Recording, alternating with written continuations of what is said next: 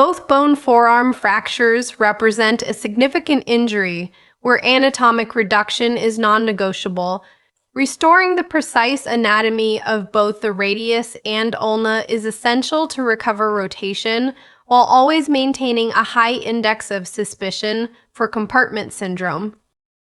These injuries involve fractures of both the radial and ulnar shafts in the same adult limb, and the primary goal is anatomic reduction to restore the mechanical axis of rotation. Fixation typically requires a 3.5 mm limited contact dynamic compression plate or a locking plate on each bone, securing a minimum of 6 cortices, which means 3 screws on each side of the fracture. It is critical to restore the natural radial bow, particularly its magnitude and location at the proximal middle junction, while remaining vigilant for compartment syndrome, which carries a 2 to 5% risk in these high-energy injuries. When assessing these fractures, the location along the shaft dictates both your surgical approach and your vigilance for associated injuries. Proximal third fractures are near the radial head and olecranon, requiring careful assessment of the posterior interosseous nerve and consideration of a dorsolateral or volar plating approach.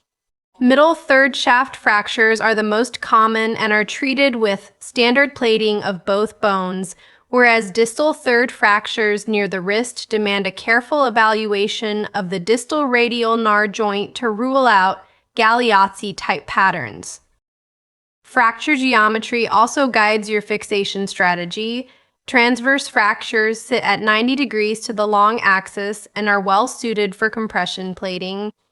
Oblique and spiral patterns benefit from interfragmentary lag screws acting as a neutralization plate, while comminuted fractures with multiple fragments and segmental fractures occurring at 2 or more levels require longer bridge plating constructs to span the zone of injury.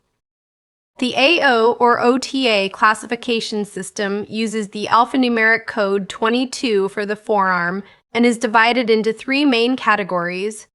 Type A fractures are simple and generally managed with compression or lag screw fixation. Type B wedge fractures may require supplemental lag screws to capture the wedge fragment, while Type C complex fractures are highly comminuted and typically necessitate bridge plating with a longer construct.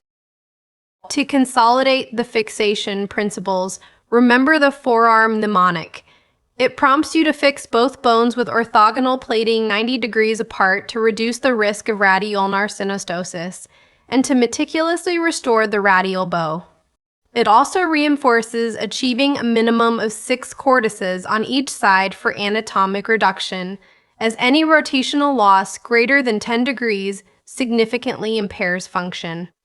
Finally, it reminds surgeons that fixing the radius first often sets the correct length for the ulna, and that continuous compartment monitoring is vital. The management pathway begins with an immediate assessment for emergencies such as compartment syndrome, open wounds, or vascular injury, which must be addressed before definitive fixation.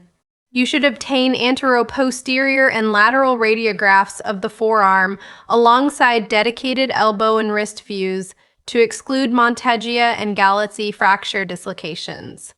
For closed, displaced fractures in adults, open reduction and internal fixation is the standard of care, typically using a Thompson dorsolateral approach for middle and distal radius fractures, a Henry volar approach for proximal radius fractures, and an incision along the ulna's subcutaneous border. The clinical outcomes for both bone forearm fractures are generally excellent when fixation principles are strictly followed, with primary union rates reported between 90 and 95%. However, complications do arise. Malunion leading to a measurable loss of rotation occurs in 5 to 10% of cases, and radial-ulnar synostosis affects roughly 3 to 5% of patients. Postoperative infection for closed fractures remains quite low, typically between 1 and 3%. Consider a 35-year-old patient presenting after a motorcycle crash with a closed midshaft both bone fracture. The essential steps to achieving a functional outcome begin with the immediate exclusion of compartment syndrome, open wounds, and vascular injury. Following this, comprehensive radiographs of the forearm, elbow, and wrist are obtained, leading directly to operative fixation of both bones using 3 to 5 millimeter plates with a minimum of 6 cortices on each side. The radial bow and pronation supination arcs must be restored and confirmed intraoperatively, ensuring the patient is set up for early post-operative range of motion under continued compartment monitoring. If during plating you notice a 12-degree angular deformity in the radius despite restoring overall length, it is important to recognize its clinical significance. Any angulation greater than 10 degrees in the radial shaft markedly reduces supination. Therefore, this deformity must be corrected intraoperatively to achieve a true anatomic alignment before finalizing your plate fixation.